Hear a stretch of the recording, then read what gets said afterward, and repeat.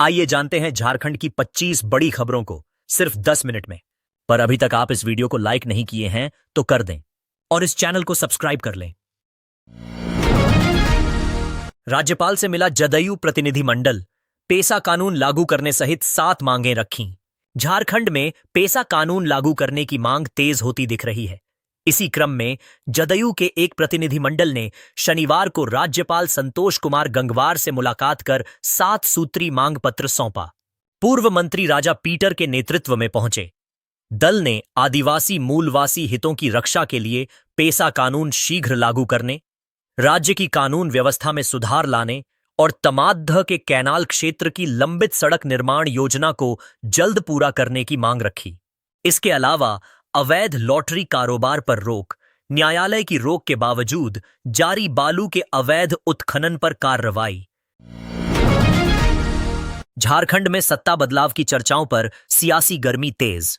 बिहार में एनडीए की अप्रत्याशित जीत के बाद झारखंड में सत्ता परिवर्तन की अटकलें तेज हो गई हैं। सीएम हेमंत सोरेन के हालिया दिल्ली दौरे ने इन अटकलों को और हवा दी, जिसकी चर्चा विधानसभा के शीतकालीन सत्र में भी सुनाई दी। महागठबंधन में तल्खी के संकेत देते हुए शहरी विकास मंत्री सुदिव्य कुमार ने कहा कि गठबंधन की समीक्षा पर सभी दल साथ बैठकर निर्णय लेंगे। सत्ता परिवर्तन की अफवाहों को खारिज करते हुए उन्होंने कहा कि यह मानसिक दिवालियापन का उदाहरण है और जनादेश का अपमान भी।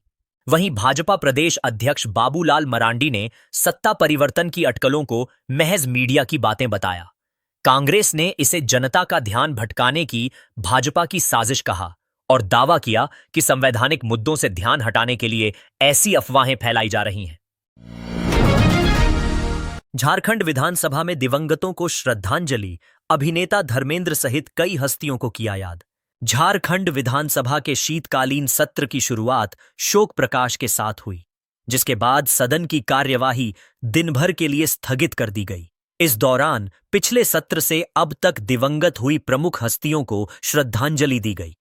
स्पीकर रबींद्रनाथ महतो ने बॉलीवुड के दिग्गज अभिनेता धर्मेंद्र को विशेष रूप से याद किया। उन्होंने कहा कि धर्मेंद्र ने अपनी सरलता और दमदार अभिनय से लोगों के दिलों में अमिट छाप छोड़ी।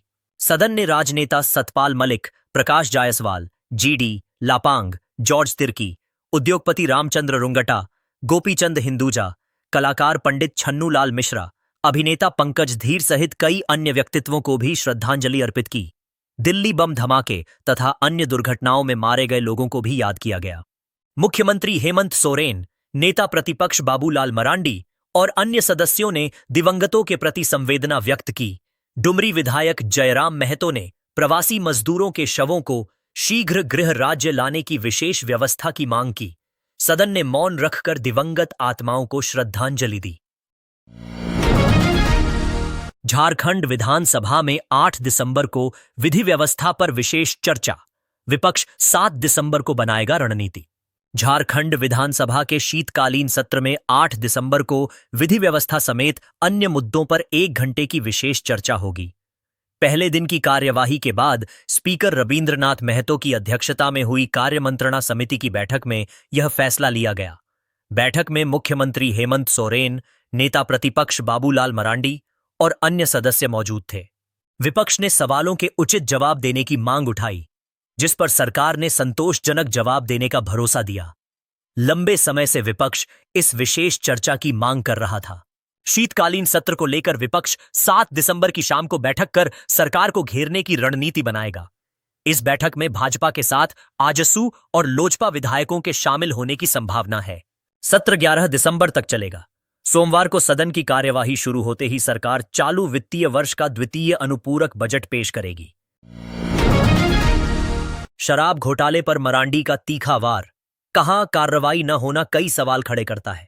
शराब घोटाले को लेकर भाजपा प्रदेश अध्यक्ष और नेता प्रतिपक्ष बाबूलाल मरांडी ने एक बार फिर मुख्यमंत्री हेमंत सोरेन पर निशाना साधा।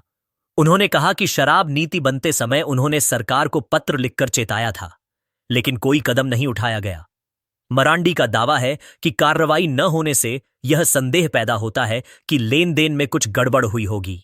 उन्होंने आरोप लगाया कि विनय चौबे द्वारा ली गई मोटी रकम का हिस्सा सीएम तक नहीं पहुंचा होगा, तभी सरकार ने उस समय कार्रवाई नहीं की। मरांडी ने पूछा कि जब उन्हें पत्र भेजा गया तो मुख्यमंत्री ने क्या कदम उठाए? काली जी कैराव विधानसभा परिसर में मीडिया से बात करते हुए उन्होंने कहा कि शीतकालीन सत्र छोटा जरूर है, लेकिन भाजपा जनता की समस्याएं जोरदार तरीके से उठाएगी।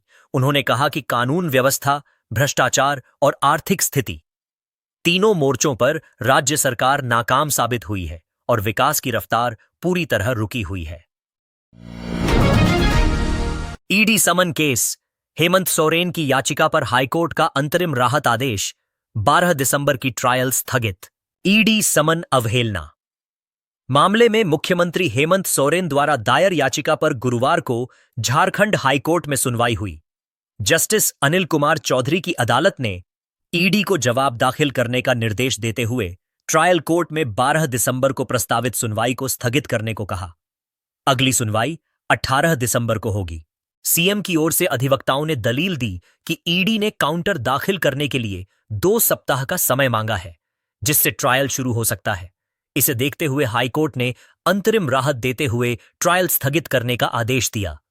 इससे पहले 3 दिसंबर को भी हाईकोर्ट ने सोरेन को बड़ी राहत दी थी, जिसमें ट्रायल के दौरान उनकी व्यक्तिगत उपस्थिति अनिवार्य नहीं रखी गई थी। मामला ईडी द्वारा फरवरी 2024 में दर्ज 8 समन अवहेलना वाले शिकायत से जुड़ा है। मनरेगा कर्मियों के मानदेय में 30% बढ़ोतरी, ग्रामीण रोजगार परिषद की बैठक में बड़ा फैसला।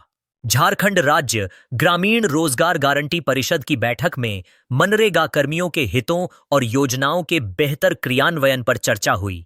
बैठक की अध्यक्षता ग्रामीण विकास मंत्री दीपिका पांडेय सिंह ने की। उन्होंने मनरेगा कर्मियों का मानदेय तुरंत 30% बढ़ाने का निर्देश दिया और ग्रुप, लाइफ व एक्सीडेंट इंश्योरेंस की व्यवस्था के लिए अलग प्रस्ताव तैयार करने को कहा।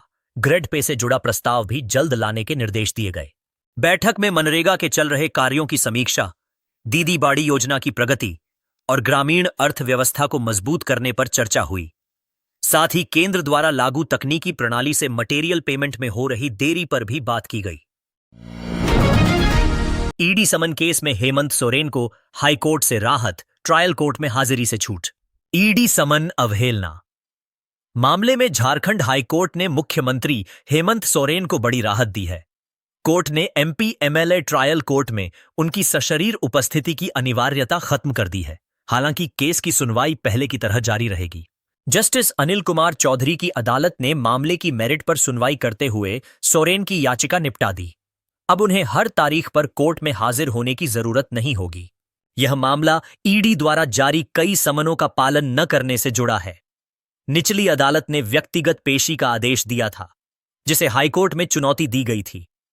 हाईकोर्ट की राहत केवल उपस्थिति से छूट तक सीमित है, जबकि केस क्वैश करने की मांग पर ट्रायल जारी रहेगा। एमपी एमएलए की विशेष अदालत में इस मामले की अगली सुनवाई 12 दिसंबर को होगी। विधानसभा शीतकालीन सत्र में कड़ी सुरक्षा, रांची में आईपीएस सहित 11 अधिकारी तैनात।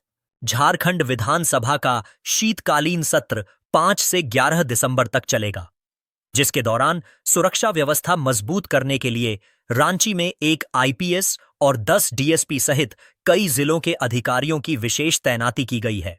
जैप 3 के कमांडेंट आईपीएस मनोज स्वर्गियारी समेत सभी प्रतिनियुक्त अधिकारियों को अलग अलग जिम्मेदारियां दी गई हैं, ताकि सत्र के दौरान किसी तरह की कानून व्यवस्था की समस्या न हो।